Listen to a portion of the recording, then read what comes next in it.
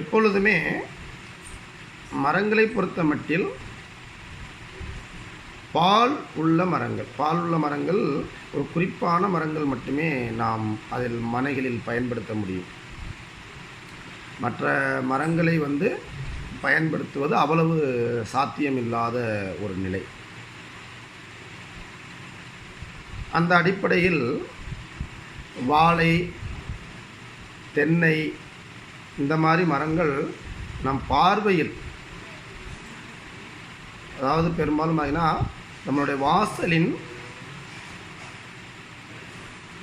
பார்வையில் இல்லாமல் வாசலின் ஓரப்பகுதியில், பொதுவாக கிழக்கு பக்கமாக இருந்தால் தெற்கு பக்கமோ வடக்கு பக்க வாசலாக இருந்தால் அடிப்படை கிழக்கு பக்கமோ மேற்கு வாசலாக இருந்தால் அடிப்படை தெற்கு பக்கமோ வடக்கு வாசலாக இருந்தால் கிழக்கு பக்கமோ மேற்கு பக்கமோ.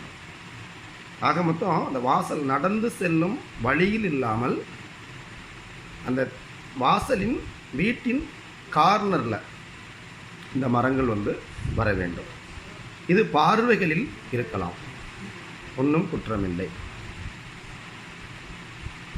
அதே போல ராஜகனி என்பது கனிகளிலே மிக உயர்ந்த கனி. எலுமிச்சை இது ராஜகனியாக முன்னோர்கள் கூறியிருக்கிறார்கள்.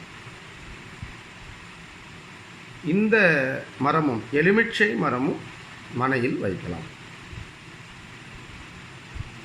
இதுவும் பார்வையில் வரலாம். அதனால் எந்த விதமான தோஷங்களும் வராது. அதேபோல் மாமரம், அதாவது எல்லாம் இடவசதி உள்ளவர்களுக்கு மட்டும். இடவசதி இல்லாதவர்கள் துளசி மட்டும் வைத்தாலே போதும். பெரும்பாலும் மற்ற மலர்கள் உள்ள செடிகள் அந்த பூச்சட்டிகளில் வச்சுக்கலாம். நீங்கள் பெரும்பாலும் பூஜைக்கு உகந்ததாகவே வைக்க வேண்டும். பொதுவாக இப்போ மரத்துக்கு வந்துடுவோம். மரத்தின் தன்மை அதில் நம்மளுக்கு பெரும்பாலும் பார்த்தீங்கன்னா அந்த மாமரம், இந்த மாமரமும் பெரும்பாலும் தீய சக்திகளை அண்டவிடாது. நற்காரியங்களுக்கு பயன்படுத்தக்கூடியது. பெரும்பாலும் பார்த்தீங்கன்னா கோயில் கும்பாபிஷேகம், கோயில் திருப்பணிகள், வீட்டின் நற்காரியங்கள், திருவிழாக்கள் இதில் பூராமே இந்த மாவிலை பயன்படுத்துவார். இது தீய சக்திகளை அண்டவிடாது. எதிர் விளைவுகளை தவிர்த்துவிடும். இதுவும் நாம் பார்வையில் வைத்துக் கொள்ளலாம்.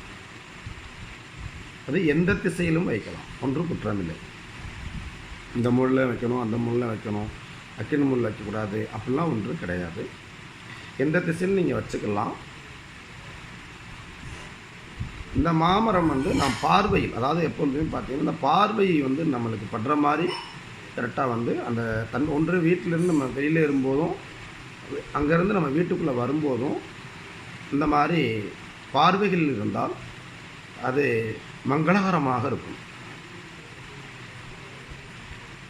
அதேபோல் இந்த கொய்யா, சப்போட்டா, நார்த்தம்பழம் இதெல்லாம் பார்த்தீங்கன்னா, கொய்யா, சப்போட்டா, நார்த்தம்பழம் இதெல்லாம் பார்த்தீங்கன்னா நாம் பார்வையில் அற்ற இடத்தில் வைப்பது உத்தமம்.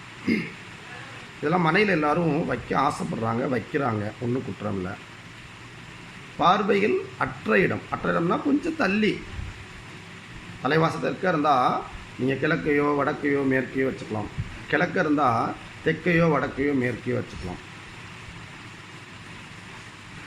இந்த மாதிரி இந்த மரங்கள் எல்லாம் அடிப்படை பெரும்பாலும் பாலற்ற மரங்கள் என்பது. அதேபோல் வீட்டில் எல்லோருமே முருங்கை வளர்க்க ஆசைப்படுறாங்க. தாராளமாக வச்சுக்கோங்க. இது வீட்டின் பின்பகுதி மட்டுமே. தலைவாசல் கிழக்கென்றால் மேற்குப்புறம் வர வேண்டும். தலைவாசல் தெற்கு என்றால் வடக்கு பக்கம் வர வேண்டும். தலைவாசல் வடக்கு என்றால் தெற்கு பக்கம் வர வேண்டும். இந்த மாதிரி எந்த தலைவாசல் அடிப்படையில் நம்மளுக்கு கரெக்டாக வருகிறதோ அதன் எதிர் திசையில் வைப்பது நல்லது. இப்பொழுது ஒவ்வொரு வீட்டில் பார்த்தீங்கன்னா கிழக்கும் மேற்கும் வாசல் வச்சுருப்பாங்க.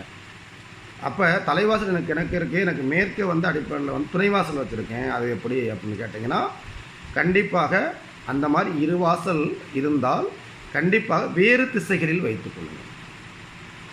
அந்த மாதிரி வைக்கக்கூடாது. ஏனென்றால் தலைவாசல் என்பது நம்மளுக்கு வீட்டை விட்டு வெளியேறும் பகுதி எதுவானாலும் நம்மளுக்கு வாசலின் தலைவாசல் படியாகவே ஏற்படுகிறது. அது துணைவாசலாக இருந்தாலும் அதனுடைய பிரபஞ்சம் அதனுடைய பிம்பத்தினுடைய பலனை கொடுக்கும். நான் கேட்டால் வீட்டுக்குள்ளே உள்பகுதியில் கேட்டால் வச்சுருக்கேன், கொல்லைப்புறம் சொல்லுவாங்க, துணைவாசல்னு சொல்லுவாங்க, அது பல பேர் அதுக்கு வச்சுக்கிடுவாங்க, அதெல்லாம் பிரச்சனை இல்லை. ஆனால் அந்த அடிப்படையில் இருந்தால் கண்டிப்பாக நீங்கள் மறுபகுதியில் வைப்பதே உத்தமம். இதன் போல தான் இப்போ தெற்கு வடக்கில் இருந்தாலும் நீங்கள் கிழக்கு மேற்கில் தான் வச்சுக்கணும். இந்த மாதிரி எதிர் துருவங்களில் வாசல் வந்துவிட்டால் மறுபகுதியில் வைப்பதே இந்த முருங்கைக்கு மட்டும் உகந்தது. இந்த முருங்கை எதற்காக வைக்கிறோம் என்றால் அடிப்படை பெரும்பாலுமே அடிப்படை அது முறியும் தன்மை உள்ள ஒரு பொருள், முறியும் தன்மை உள்ள ஒரு பொருள். அதனால் நாம் வெளியில் செல்லும்போது அது கரெக்டாக அபசகுணங்களாக வரும். அதற்காகவே அதை நாம் மறுபகுதியில் வைப்பது உத்தமம். காற்றடிக்கும் வைக்கும், அது ஒடியக்கூடிய தன்மை